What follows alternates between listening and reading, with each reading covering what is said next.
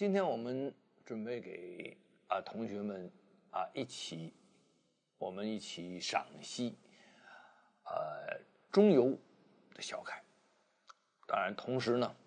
我們把他17代的孫子鍾紹京在唐朝時候寫的《靈飛經》放在一起做一個參照對比。為什麼這麼做呢？那麼因為這個中游的小楷和唐人的小楷，就是晋人的小楷，尤其是晋人有中游我們叫開創也好，或者我們見到的它垂範在後世的這種楷法在小楷上所體現出來的這個字的形態，這楷書的一個形態，那麼它是起始。那麼到了唐朝時候呢，它這個楷法就到了一個鼎盛，或者是我們講就是一個完整完美的时期。在這兩個過程中這兩個的由中就是叫大中到了小中這個發展的過程，我們可以看得出来這個文字它的成熟的程度和在这种发展的过程中它的艺术性或者它的恣意性的流失的情況，就是一旦它規範化了以後，它的藝術性的它的可表達的一個空間就被壓縮了。但是被我們老百姓或者是被我們大眾認為書法的完美到了唐朝的楷書的完美就到了一個階段。那麼以後呢，是在這個完美的基礎上再做一些發揮個性的發揮筆墨的發揮性情的發揮形態上的發揮乃至於到我們今天我們就是已經沒有什麼好發揮的情況下，我們就在這個效果上頭做效果。這就是我們不斷的一來二去，由一個形剛剛產生到形的一個確立，到後來在這個基礎上的不斷的這種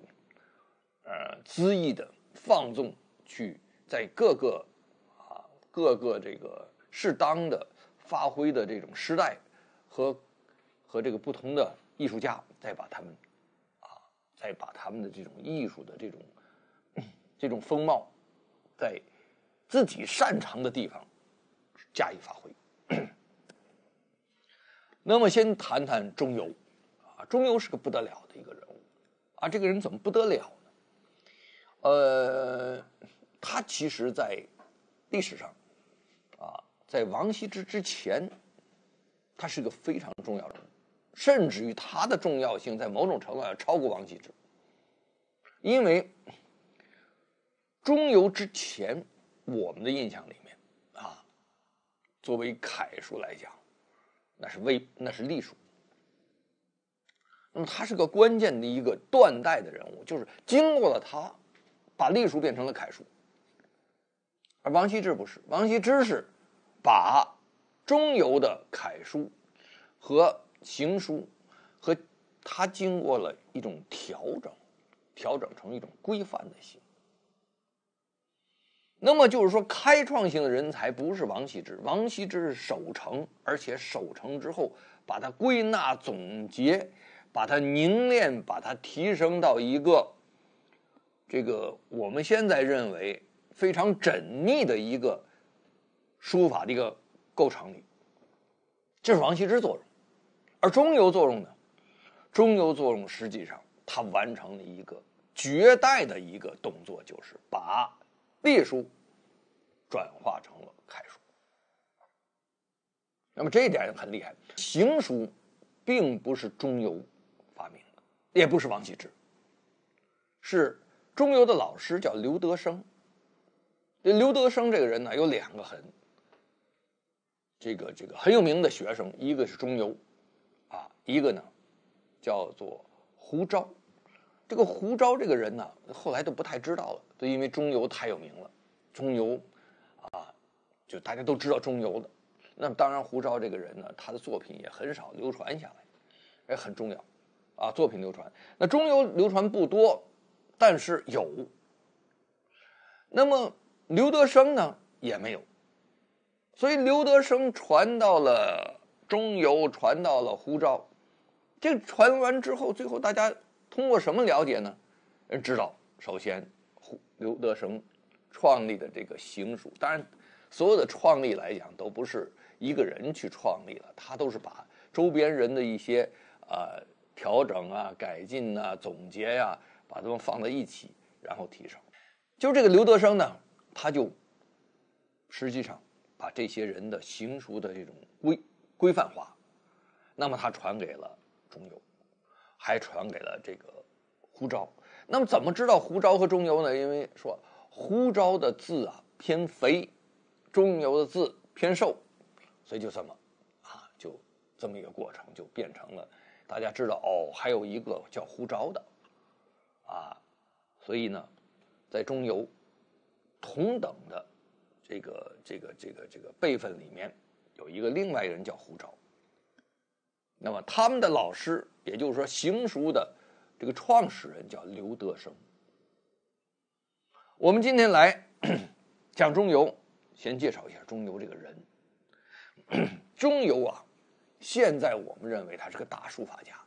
可是在當時那個時期，他是個政治家。他做到了太傅位列三公。这个中游在那個時期那是很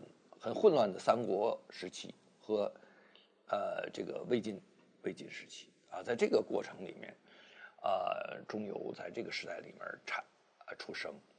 他出生於呢公元後的151年死於230年。什麼概念？就是此人當時活了80歲。80歲的概念在我們今天好像覺得就是算是活得夠本了，但是在那個時期幾乎就要相當於我們今天的過了100歲了，甚至於是110歲，就非常罕見人活70古來稀，能活到80，而且在那種戰爭年代危機四伏怎麼能最後獨善其身然後呢在自己建功立業的同時，居然一不小心把書法還發展了一下，尤其是從隸書轉變成楷書，這是一個非常大的跨度。這不是說是我們簡單說我們今天寫出一個自己的一個風格來，他是把一個文字的造型做了一個根本的改变。那說明這個人他有獨創的創造力、變形能力和這個與時俱進的這種調整的這個能力，這是一個不同於常人的人。那麼這個人怎麼介紹他他祖上是個名门應該在他們那個郡裡頭，在他們那個地方來講是一個大戶人家，是個名門。名門呢，他家裡頭呢，他的祖父叫钟浩。這個人呢，他們那個都是比較善刑律，所謂善刑律就是比較有知識，對刑律有研究，教了很多學生，也比較精通這個詩詞。對詩很有研究，很博學，教了上千的學生上千的學生在當時的概念跟我們今天不一樣。我們微信上教了上千學生那個一點粉絲多少萬，這是通過我們現在的這種通訊這種先進的技術。那個時候沒有，口碑相傳，人和人之間，那要上千學生，說明這個人是相當有學問的人了。可是他的父親呢應該是比較短壽的他父親呢很早就過世了，也因為當時的原因呢沒有做官，因為他父親所在那個黨和做官那個黨互相之間他們有鬥爭，而鬥爭呢他的父親這個黨呢沒有佔優勢，結果呢這一輩子也就做不成官了。那麼做不成官了又死得早，到了中游這一代就很慘了。但是還好家族比較大嘛，他要叫族父。族父的意思呢，就是什麼叔叔啦、伯伯啦，什麼這個叔伯親啊，就是一些这堂叔啊、堂伯之類的，哎，还不錯，資助他，讓他得到一個非常良好的一個教育。那麼這個鍾繇本身自己非常的聰明啊，這真是也是非常聰明的人。他經過教育以後，後來因為家族啊，當時一定是還有一些人啊能夠推薦。你想，他祖父有這麼多的學生啊，那麼他這個有很多的人脈啊，經過他們的那個就是叫舉孝廉，就是一種推舉的一种方式啊，舉孝廉就推舉以後就做了尚書郎啊、杨令令啊等等一些官职。那麼在當时的一個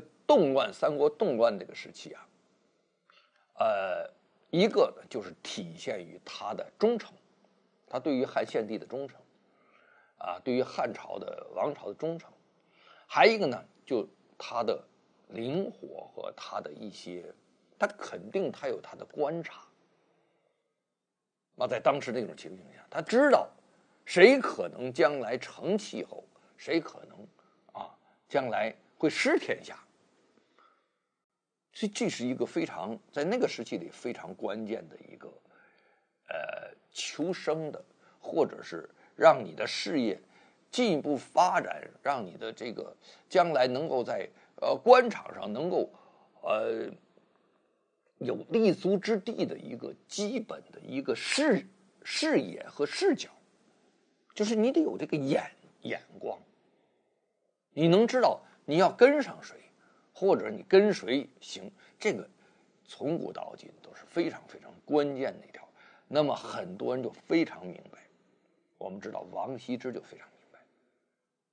這首先一點就是這個人能夠善終的人是非常明白的人，他知道在什麼情況下該怎麼，因為那種場合下你待不好的話，你可能是就會馬上不但有殺身之禍，你可能連家族都沒有了。那麼鍾繇這個人呢，他做了幾件事情非常關鍵。一個呢，就是他作為漢獻帝的這個黃門侍郎啊，給漢獻帝傳遞這個詔書的人，他是個非常關鍵的人物。我們現在戰爭一打下來之後，先把那個新聞啊廣播要佔領了，為什麼？那馬上就告訴大家，我這個時代變了啊。我們這個政變了，出現什麼情況？所以新聞這塊啊，廣播這塊，這是我們現在很關鍵的。那個時期很關鍵，叫黃門侍郎，就是傳遞詔書的。那他一假傳詔書，這詔書出去就不對了。所以他作為這麼一個官員，而且在做這個官員的時候啊，他中間起了好多好的作用。你比如說這個。大家知道，後來是董卓啊脅迫了漢獻帝，但是後來呢，王允設計把董卓又殺掉了。殺掉之後呢，這個董卓下邊的有兩個將軍，一個姓李，姓郭啊。李呢叫李傕啊，郭就郭範。李傕、郭範兩個人又把王允又給殺掉了。王允杀掉之後呢，他们就脅迫着這個獻帝。那麼這時候呢，這個鍾繇就是這個獻帝的等於說保護着獻帝周圍的一些人。那麼在此呢，我們稍微跟大家這個再講一下這個鍾繇，這個繇字到底念繇還念堯？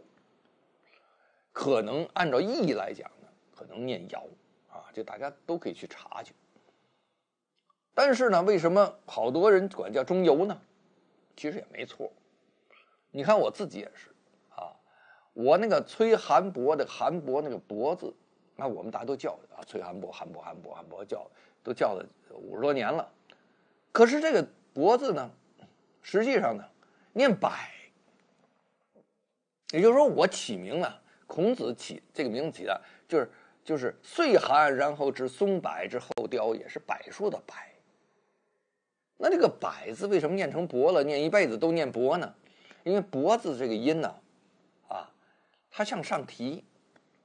那叫起來好聽，你摆啪掉下来了，脖好听，所以大家記住啊，起这個名字太關鍵了，向上升的都好，向下降的都不好。火去病棒，火春陽檔起來了，這是火老師給我講的例子啊，就是這個名字起，所以叫起來它2個音的情況下呢，就叫成脖就好聽，跟這個意思可能沒有那麼密切的關係。所以為什麼有那麼多發音呢？就是它叫起來之後，它就是有一種好聽啊。你像那個大家說陳雲客後來呢，人家本地的那個地方管它叫雀，所以叫这个陈雲雀这個2個不同的，那這人家叫雀的较多叫客的人就少。你偶爾說一下客的話，大家也不太清楚到底說誰呢，是吧？所以呢，也有人叫我崔寒白崔寒白就崔寒白吧。所以也有人叫钟繇，也有人叫钟繇，都可以，我觉得都可以，没有什么。这在这个叫上头没有什么特別的，非得他就叫钟繇，我覺得都可以的看誰叫的多，也可能就是說這個叫的多那個人最後就變成了一個就是一個正音了，實際上也沒關係。你不叫正音的話，你就聽叫鐘繇也是他，鐘繇也是他，沒有關係。所以我呢習慣叫鐘繇了，所以我們這個課從頭到了我就不會叫鐘繇這就是我的特點。那麼鐘繇呢，他作為當時漢獻帝的周邊的一個保護者，那麼曹操呢就會跟漢獻帝進行聯繫，在聯繫的過程中就被這個李和郭2位，他實際上2個偏將，這個2個將軍就把持住，就不想讓曹操的這個使節就見到獻帝。那鐘繇呢在其中就開始起作用了，幫助說服，然後最後這個曹操的這個使節就見到了獻帝不說，還平安的離開，然後這個曹操就會被獻帝就安排了一些就給他一定的位置了。這曹操對曹操一開始就很有影響的，那麼誰想到曹操能夠最後得勢呢？那麼鐘繇碰上了，或者鐘繇看到了，鐘繇感受到了，像這種能力很奇怪，好多書法家都有，顏真卿有，這個王羲之有，蘇東坡蘇軾也有，好多人都有，就是有一種預感。那麼我覺得這種預感其實對於他在書法上的理解有密切關係。這書法其實本身就是個哲學，書法的陰陽其實就是一種樸素的哲學，只不過書法更豐富、更複雜，變化更多端，很多人掌握不了基本規律以後，書法就變成亂糟糟的一團。當你有了一個哲學的一個感受的時候，這個書法就變成了一個有條有理的整個一個哲學的一個脈絡了。所以書法沒有絕對的規律，但是書法絕對有脈絡，有一種哲學的原理在裡面蘊含着。所以當一個書法家能夠恣意的在這種蘊含裡面運用這些規律去感悟、去表達他的書法作品的時候，那麼實際上他們對於哲學的理念的感受的深刻程度要遠遠的高於常人。那麼這裡面就會給你預示着某些東西，告訴你這些東西是將來可能發生的東西。我覺得這才是真正的書法家，不是寫字的匠人。把字寫好，怎麼寫字，怎麼在字上頭找字的這些人，是不可能理解到這麼高層面的這種蘊含的。那麼作為鐘繇來講的話呢，他能夠把這個隸書轉變成了一種這種楷書，這麼大的一個反差的变化，不是他把那個形式編成這樣的，是他因為实用的關係，他因为他能破除某一种形象的东西，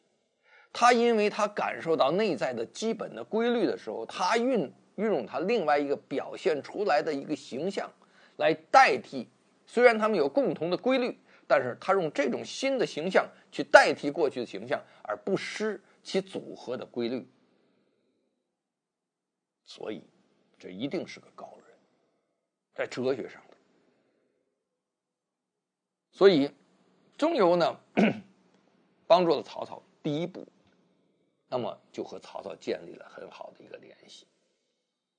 等到也被曹操所信任，一個是他的能力，再有一個就是他的傾向性。那麼後來呢，曹操這個等到要打天下的時候，他就後來曹操挾持了獻帝嘛，那麼又希望這個鍾繇在關中這個地區，當時是很富饒的，在關中地區去主掌軍政，那麼這樣等於說曹操把鍾繇變成了一個自己人，或者是一個這個合作的一個夥伴，或者是一個能夠親近的人。那麼鍾繇在漢中這段時間裡面，幫助曹操在關中最這個幫助曹操一個挺大的一個事情可以說的事情，就是曹操在打袁術的時候，這個我怎麼回事？曹操在打袁紹的時候這個鍾繇去支援他了2000匹馬這個在當時應該是非常的大的一個幫助等於現在我們一打起仗來之後，咣運出去了這個多少枚導彈出去一樣的感覺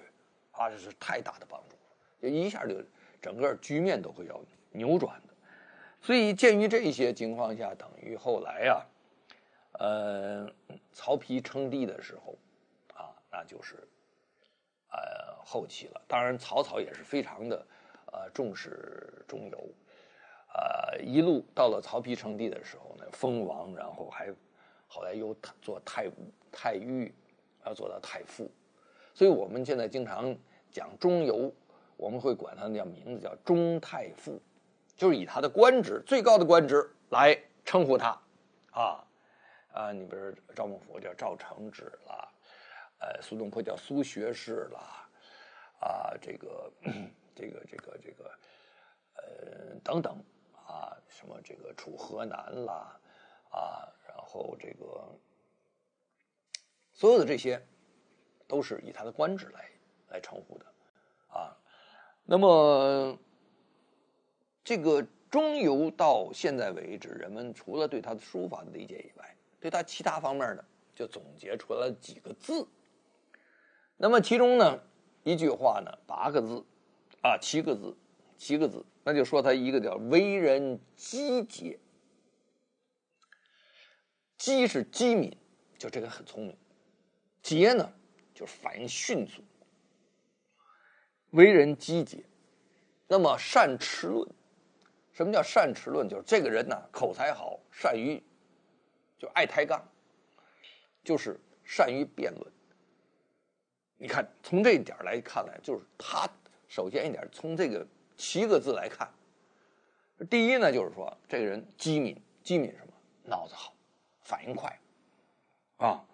那麼善持論什麼呢？就是他容易找這個事情的這個可以說規律抓住它的特點，然後呢他堅持自己的主見。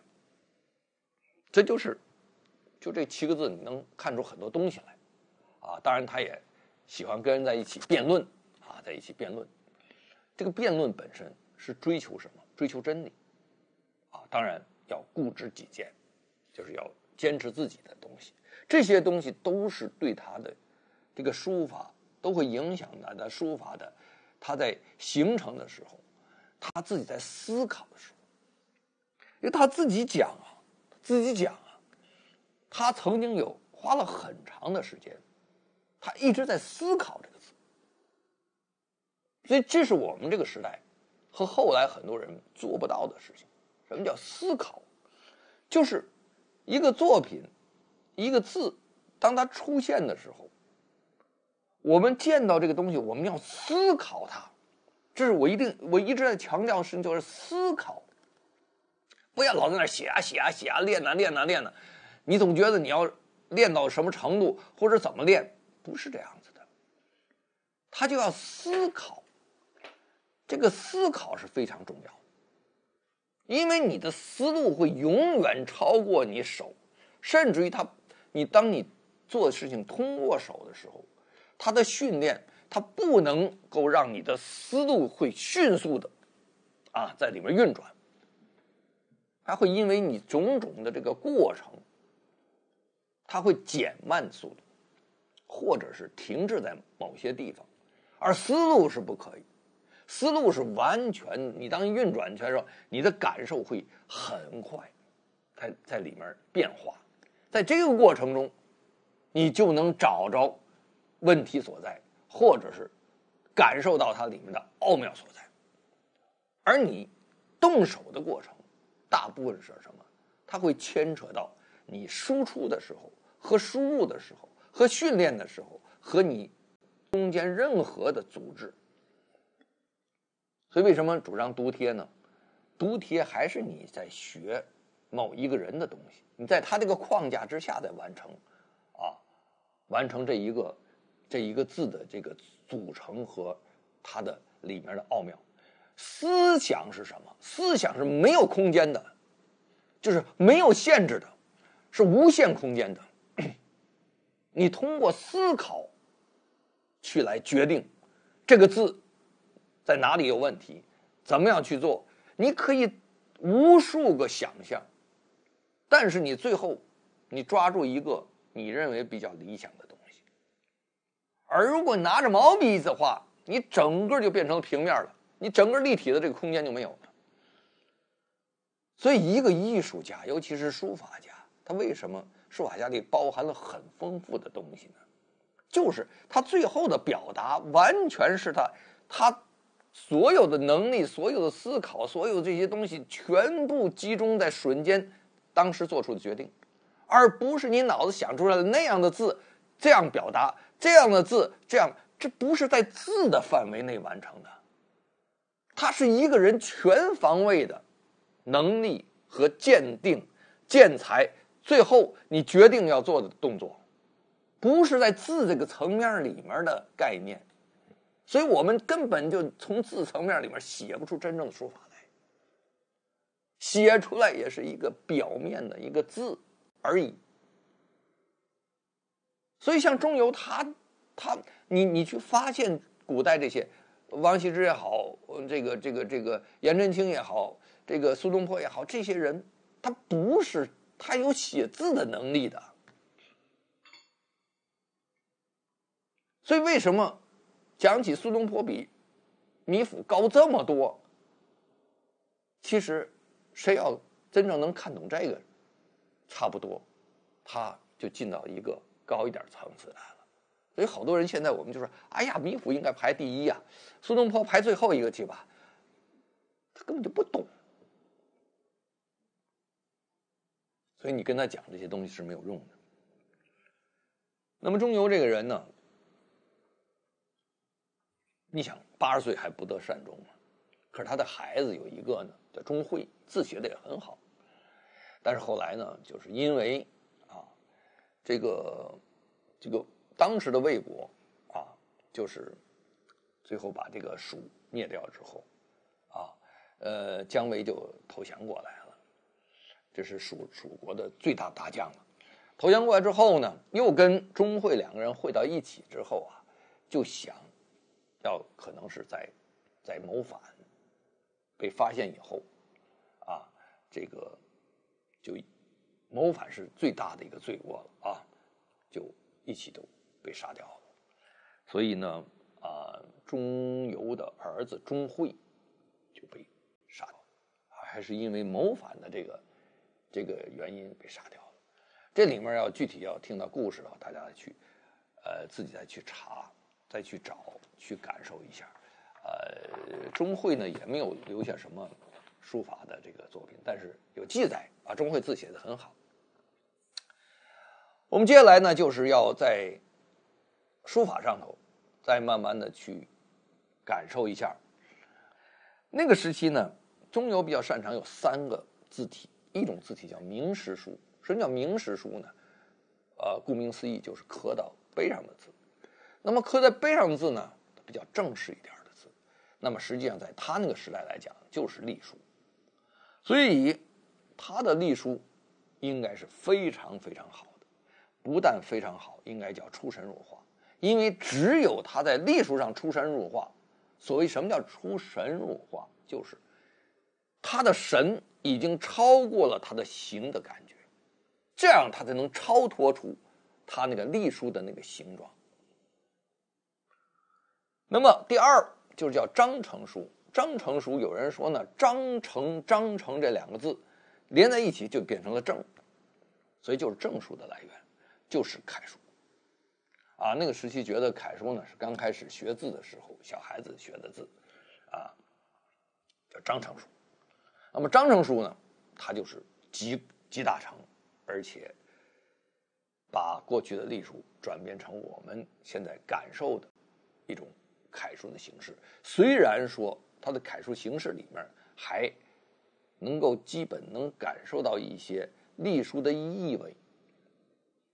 那麼其實這個隸書意味正是我們後來認為的它的字裡面有一種古意古樸，是因為它是從隸書裡面過來的。那麼第三種呢叫行俠書。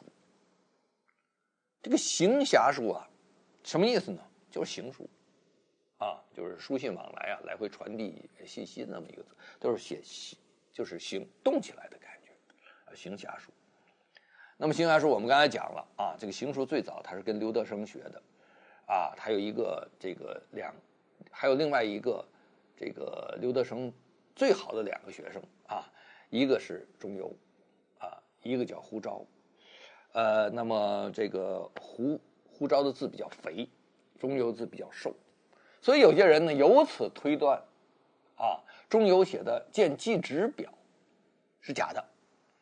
我認為呢，這個講法也是比較武斷。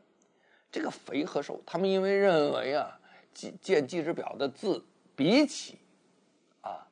鐘繇的其他流傳下來的幾個帖呢，就比較稍微的胖墩了一點，又扁又胖了一點，就認為是別人臨摹沒臨摹好的。但是就我感覺來講，見季紙表這個其實是我認為是鐘繇非常精彩的一個書寫。因為我們只能憑歷代的對書法的記載來看，就我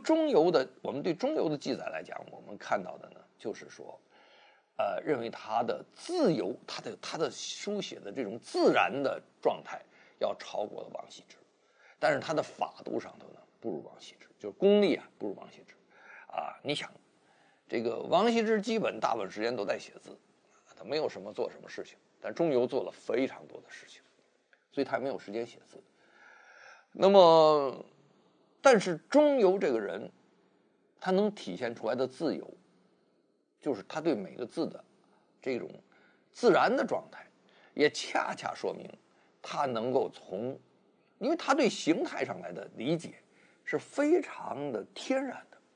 所以他才能從隸書這個形態，他把它天然化成了一個楷書。就是我們換句話說，就是他對形的感覺不局限在一個具象的形上頭，而是一個抽象的感覺，所以他才能把隸書轉化成楷書。就形對來講不是一個約束，剛開始都在學形，但是很多人就落在形裡了，就不會再抽象出來的一種意念，而鐘繇可以，他不但可以，他還是改變的第一人，這點來講是相當不簡單的。那麼这句話我在学習書法，從小的时候从3岁開始接觸，一直到現在大概也得有50多年了，斷斷續續之中，我自己就感受到，也就是在10年前的樣子，我突然間，當然小的時候有一種感覺，就是在寫一種感覺啊，那個形对我就不是特別的重要啊，當然是學過一段時間以後，那麼後來又慢慢的又恢復到具象裡面去，在裡面慢慢的又經過了一段時間的這種陶冶啊、淘洗、淘練啊這種，最後这個形狀，書法這個形狀已經不會在我腦子裡像具象的存在了，也就是不到10年的光景啊。這個時候我突然才意識到，我突然才理解到，我突然才認可中游。原來我有2個人，這個書法我是最不喜歡的，一個就是蘇東坡，一個就是中游。結果呢，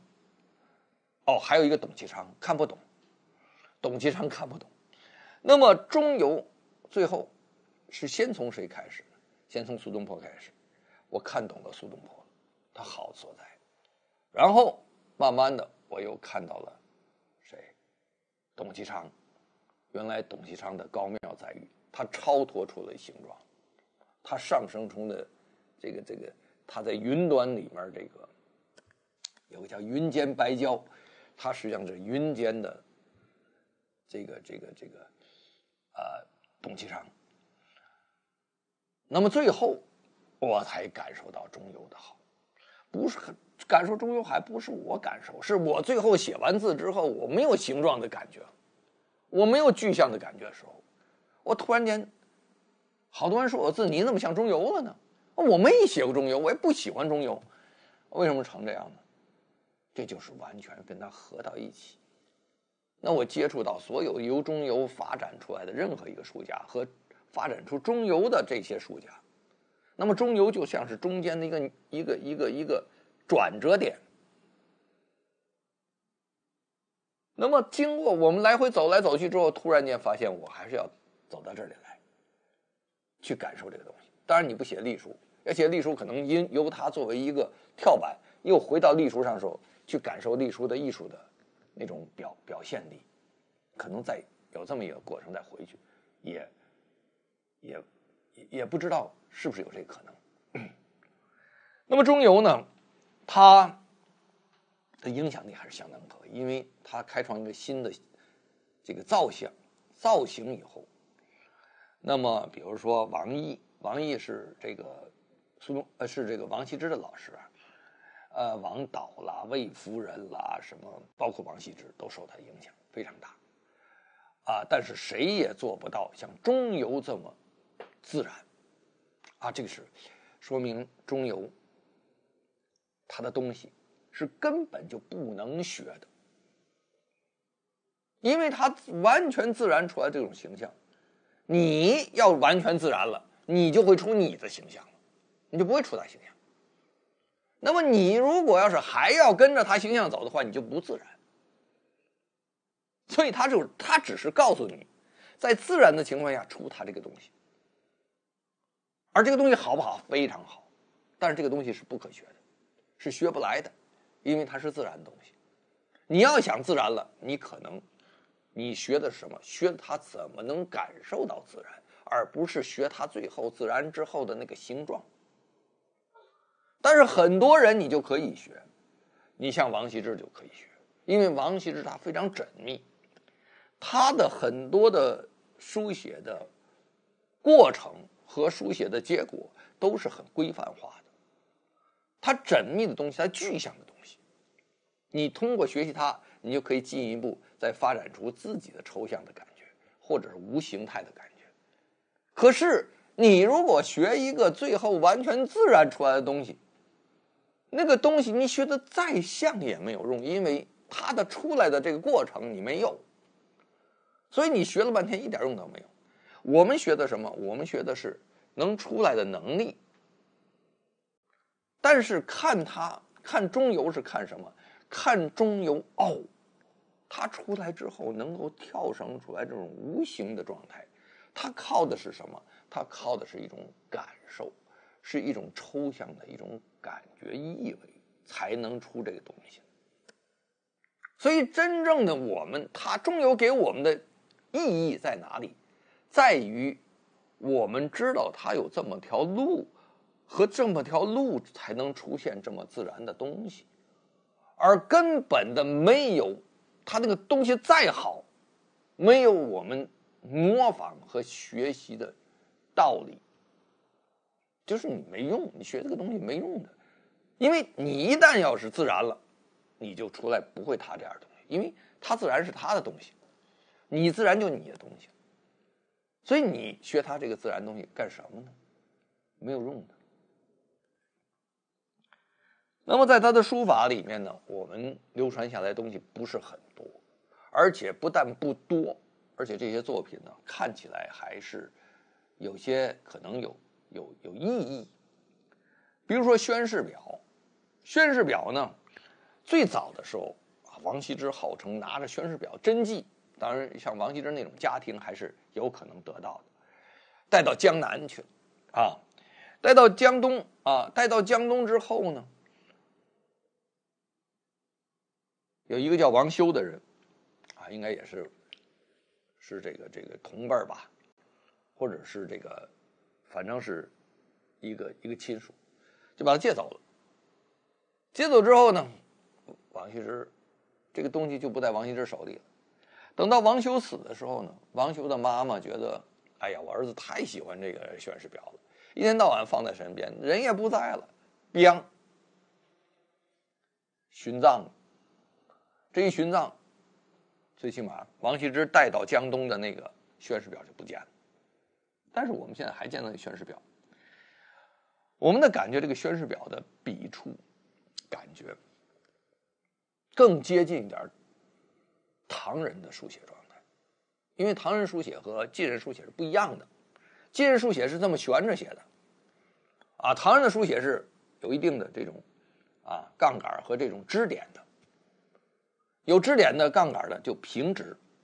那麼懸着的話呢就有起伏，但是不平直。平直就比較容易規範，那麼不平直就更顯出它的意味。所以這是兩個朝代裡面，無論用筆還是結構，還是最後你出來的這種效果，非常不同的地方。那麼當然我們一會兒講到鍾紹京的時候，鍾紹京作為唐朝的一個江南第一宰相，他書寫的時候，他的小楷寫出來之後，就跟鍾繇就非常不一樣了。